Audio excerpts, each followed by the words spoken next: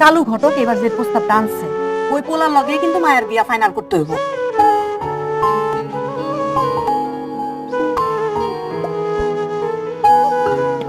ছিল বিদেশে তোমাকে নিয়ে যাবে, লেখাপড়া করো না, আমি একটা ব্যবস্থা করবো করবো করবো।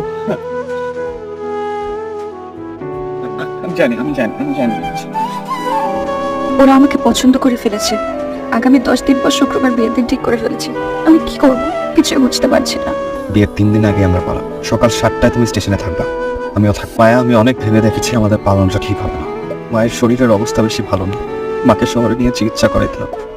আমার উপর অনেক দায়িত্ব, আমাকে তুমি মাফ করে দিও মায়া। মায়ের অ্যাক্সিডেন্ট হয়, হসপিটাল থেকে মায়ের বাড়িতে ফোন আসে, ততক্ষণে মায়া না ফেরার দেশে চলে গেছে। মায়ের মৃত্যুর জন্য আমিই দায়ী।